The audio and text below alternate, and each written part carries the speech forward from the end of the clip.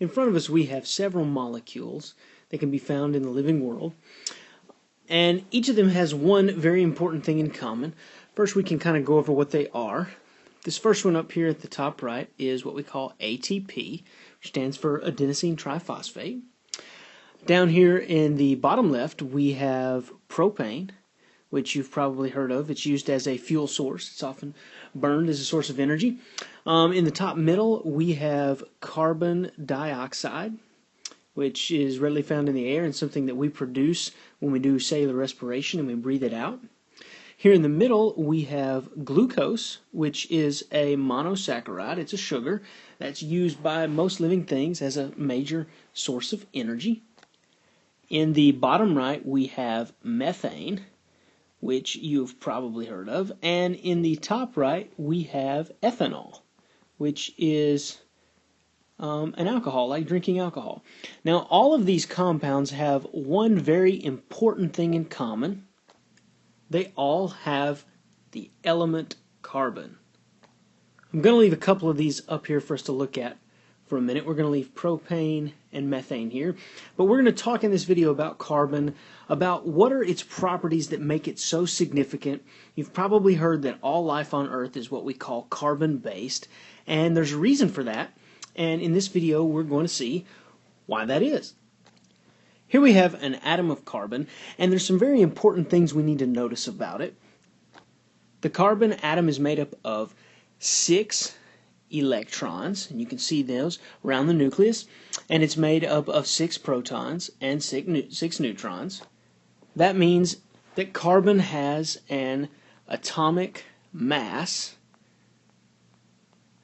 of approximately 12 daltons, because we're adding the 6 protons and the 6 neutrons, and it has an atomic number of 6 because there are 6 protons, and also that means there's going to be 6 neutrons and 6 electrons.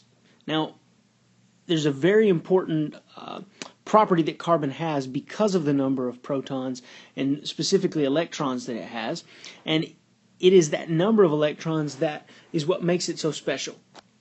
If we look here in the first orbital, what we can see is that we have 2 electrons, which is what we need to have in that first orbital.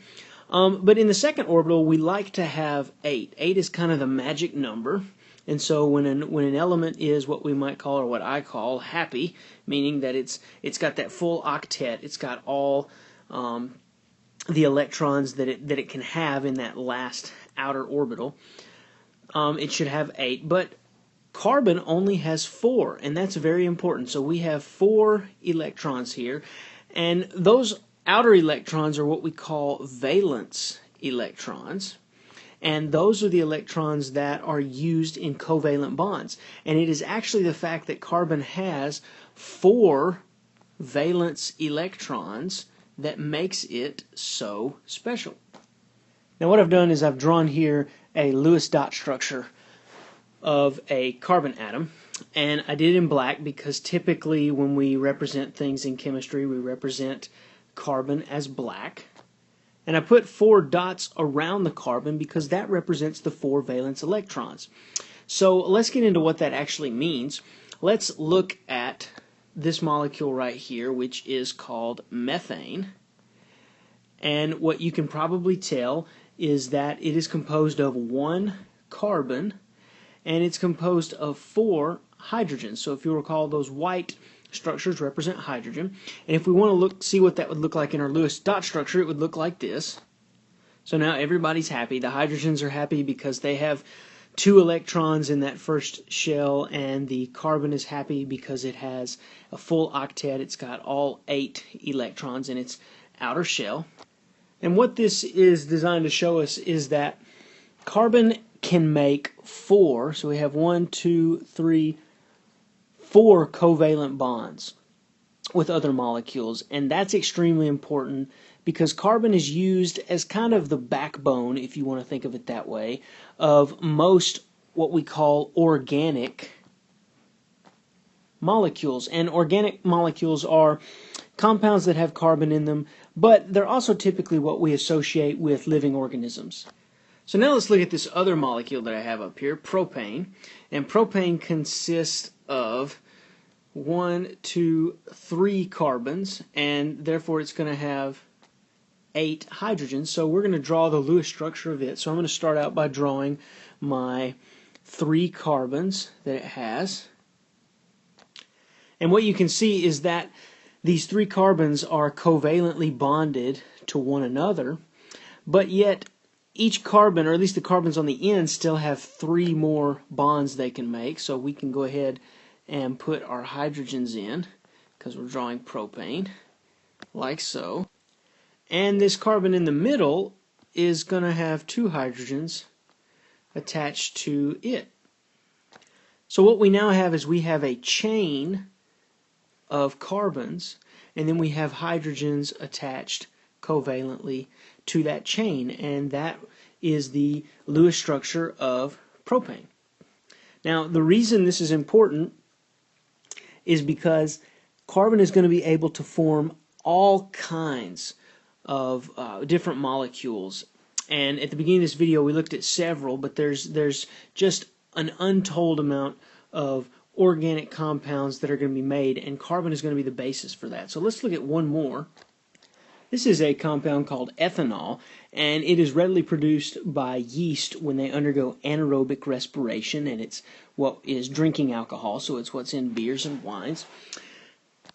And it consists of 2 carbons that are covalently bonded to one another. And one of these carbons is actually bonded to 3 hydrogens, and the other is bonded to 2 hydrogens,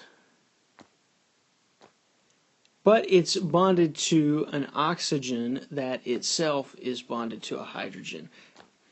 And that is a type of functional group that we call a hydroxyl.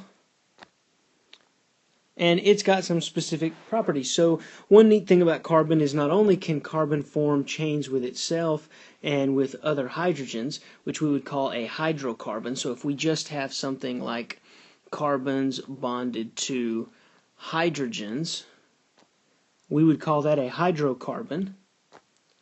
Carbon can also bond to a plethora of functional groups like this hydroxyl, and the combinations of molecules that can be formed are pretty much endless.